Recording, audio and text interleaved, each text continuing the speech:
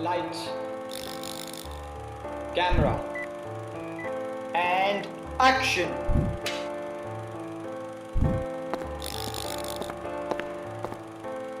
Cut. So what up guys, my name is Juhi and welcome to episode 5 of The Chat. I am super excited to be interviewing my best friend in the whole wide world, Lavesh Pritmani from Learn Bhangra. So Lavesh, tell us a bit about your background and how dance came into your life. Yeah, sure. So thanks again to Juhi. She's in my top 50 total friends. Yeah, she makes the cut. But I'm originally from North Carolina and grew up, you know, a normal Desi kid living in the South, I guess you can call it. I don't really feel like North Carolina is completely Southern, but a lot of people there are. And so, you know, growing up, I was a pretty normal sports kid, liked to play basketball, you know, did all right in school, nothing great.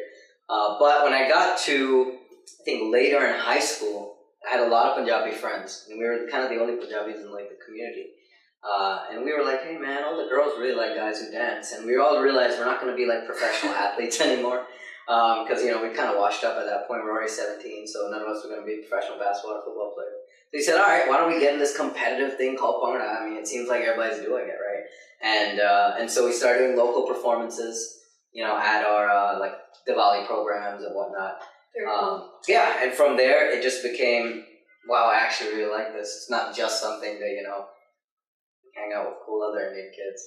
It had another purpose for me, which was an outlet, something I could get competitive with, something I could grow within. And that's very much in my nature. I like to really learn and build, and when I find something I'm passionate about, I want to be the absolute 110% best at it, right? Mm-hmm. And Bhangra kind of gave me that outlet. So I continued throughout college. I went to UNC Chapel Hill, and I also was very lucky that right when I started college, there was an Indian dance studio opening up in the Triangle area. They posted, we want dance instructors. I was amongst the first 2. Literally became a part owner, and for 10 years after that, I had this dance studio where we were doing Bhangra. We were teaching other Indian dance forms, Bharatanatyam, Kathak, etc., etc. This all happened in South Carolina. North Carolina. Yeah, all in the Raleigh, Cary, Durham area. You know, and we were very lucky to have that. And so that became the start of my Bhangra journey.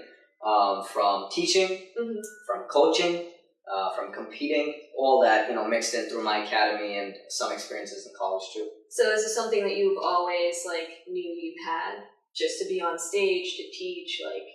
No. From the get-go? No. Zero. No. I mean, my mom still laughs about it. She's like, where the hell did my son end up teaching Bhangra? She's like, I couldn't even get this kid on the dance floor to save my life until he was like 17.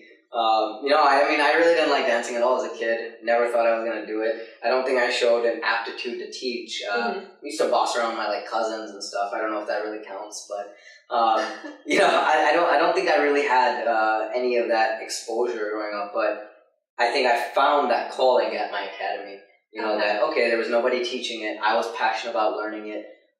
You know, this is days before YouTube, so I was learning from DVDs when I started. Yeah, I know. I'm sorry, you may have not grown up in that era, but there were things called DVDs. Not that young. Yeah. But yeah, so, you know, we grew up doing that, and that became the way that I, you know, gained this ability to sort of teach and not perfected it, but, you know, continue to grow it over 10 years, and which I continue to do today. Very, very cool.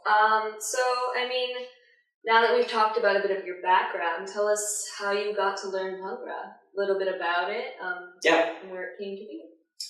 So, pretty much I think it was the 9th year into my academy, and I was planning on moving to New York within the next 6 to 8 months after that.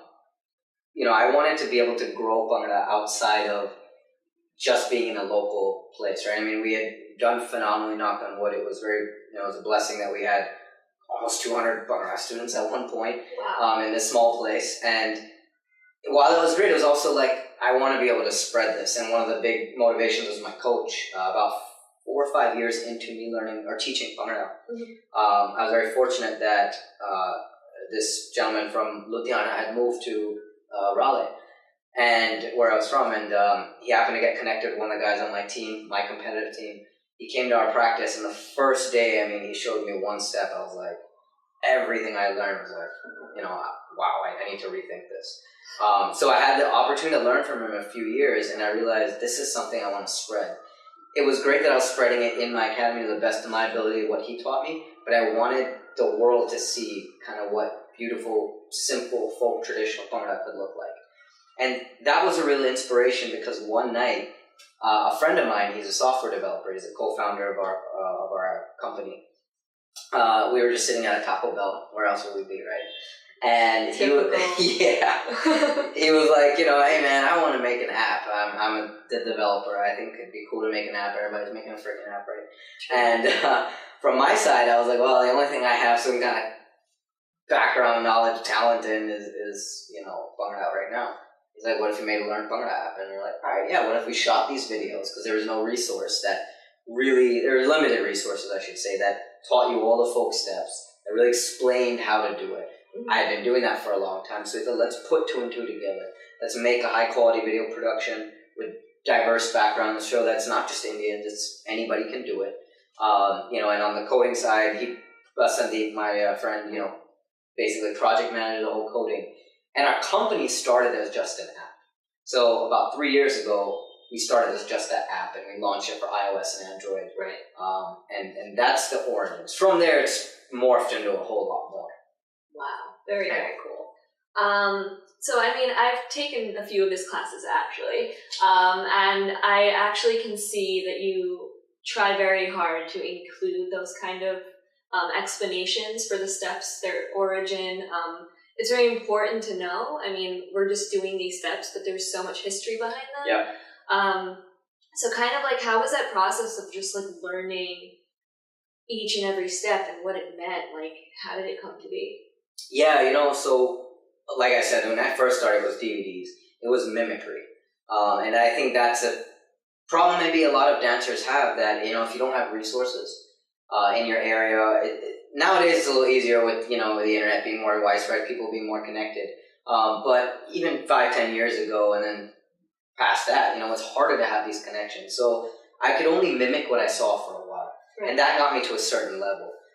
Then YouTube came out, and that was boom, there's a lot more content out there. Mm-hmm. The mimicry became, okay, here's some small semblances of tutorials or maybe examples of, that I could actually follow along and watch a step. And that helped me improve there. From there, you keep researching within, every single Bhangra video you see from India. Oh, how did this team do this? Why did they do this way? How did they make that sequence happen? So it's like that was the first third of the DVD. YouTube was the second third. But then the real meat of everything, was when I had somebody physically come and teach me and say, here's the little nuances you can't tell from a video. We always watch it and we're like, wow, we want to mimic that. Well, what are we actually mimicking, right? And those are the nuances that I was able to learn from my coach, that I had never seen in 5-6 years of Bhangra before that.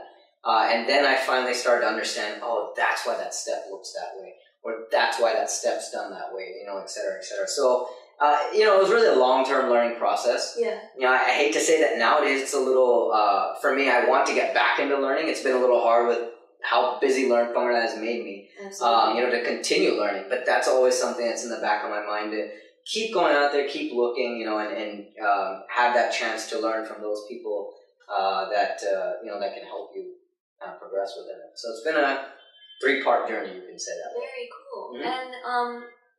And generally choreographies in general have let's say a story behind it. Do you think Bhangra also has that capacity of just putting together these moves? They also mean something, but do they tell a story? So is that something that people can choose to do, or is it just not Yeah, it's in a different way though. So let's compare it to the fusion scene. If you watch maybe North American or UK or outside of India fusion Bollywood kind of scene, right? You're exactly right. There's a story. It's like you're almost watching a mini movie, right? Yeah. It'll be like, oh no, Ram, I can't go to this, and then Priya, but my mom said, I can't study. How can we do this dance? They always have those little weird stories, right? Bhangra isn't really like that.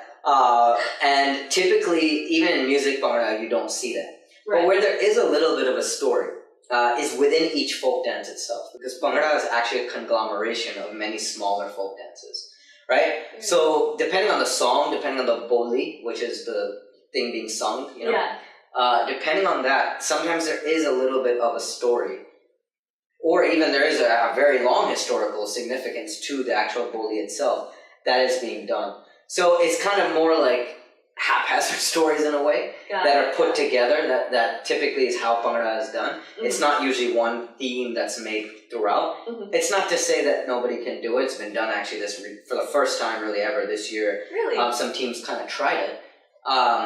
It was mixed reviews, you know, because I guess you're kind of blending into, well, you're not sticking to the norm of how traditional steps normally go. And there's some production elements that are not typically, that have not ever been part of Bhangra to a certain level. Mm-hmm. So there's definitely some, like, you know, cost benefits, I guess you can think of that from that standpoint. But in itself, the dance definitely does tell a story through these individual folk dances. Hey guys! Hi everybody, thanks so much for watching. We really appreciate it. This is episode 5 of The Chat, part 1. Make sure you watch part 2. It's going to be right here. And like, subscribe, share away to all your friends. Why do you have an accent? British people sound smarter, so we want to get more views.